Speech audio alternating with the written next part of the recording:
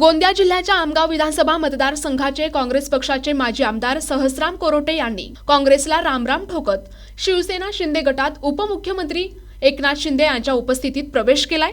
यावेळी त्यांनी 2024 विधानसभा निवडणुकीचे खापर तत्कालीन प्रदेशाध्यक्ष नाना पटोले यांच्यावर फोडले आहे।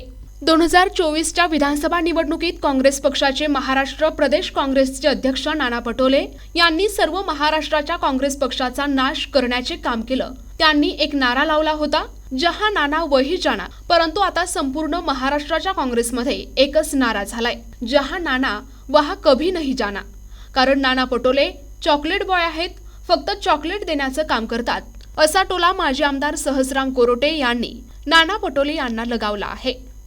मुख्यमंत्री मी असताना देवेंद्रजी अजितदादा महायुतीने निर्णय घेतला, मुख्यमंत्री माझी लाडकी बहीण योजना सुरू करण्याचा। लाडक्या बहिणींना जी योजना सुरू झाली त्यांनी जरा हात वर करा बरं।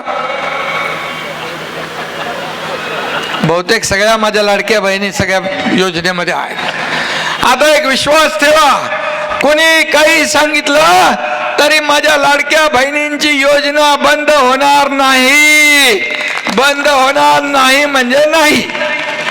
दुसरं, ज्या सवलती आपल्याला दिल्यात, आज बातमी बघत होतो एसटी मध्ये 50% दिलेली सवलत बंद करणार म्हणून। पण मी सांगतो एसटी मध्ये 50% दिलेली सवलत देखील बंद होणार नाही, बंद होणार नाही।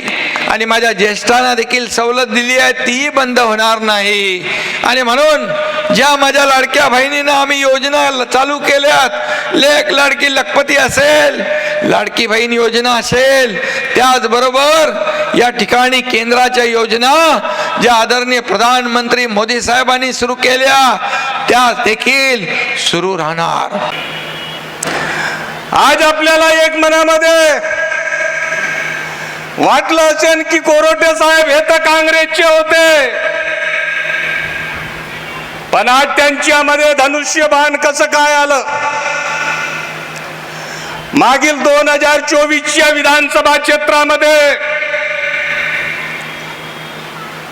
काँग्रेस पक्षाचे महाराष्ट्र प्रदेश काँग्रेसचे अध्यक्ष नाना पटोलेनं सर्व महाराष्ट्राचा नाश करण्याचं काम केलं।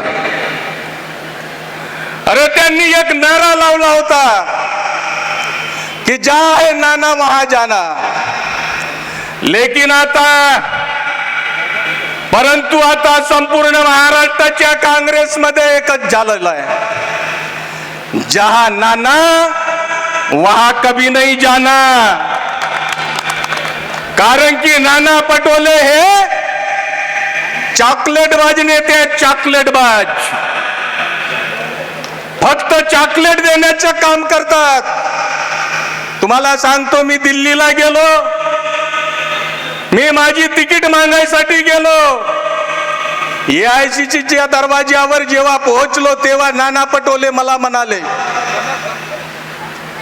तर त्यांनी मला AICC मध्ये बोलावलं आणि त्यावेळेस दरवाज्यावर सांगितलं, अरे सहस्राम कोरोटे तुम्ही या ठिकाणी कशाला आले? तुमची तिकीट फायनल झालेली आहे, तुम्ही आपल्या मतदारसंघामध्ये जा आणि आपल्या कामाला लागा। अवघ्या 15 मिनिटांमध्येच मला मेसेज आलेला की सहस्राम भाऊ कोरोटे तुमचा तिकीट नाना पटोलेंनी कापला। असं यांनी एवढं मोठं माझ्यासोबत घात करण्याचं काम केलं। मी संपूर्ण गाव पातळीमध्ये गावागावामध्ये जाऊन कार्यकर्त्याला एकत्र करून संघटना बळकट करण्याचं काम केलं, संघटना मजबूत करण्याचं काम केलं, पक्षाला मजबूत करण्याचं काम केलं। पण ऐन वेळेवर माझी तिकीट कापून काँग्रेसच्या प्रदेशाध्यक्षांना एवढं मोठं पाप केलं, महाराष्ट्राला संपवण्याचं काम केलं।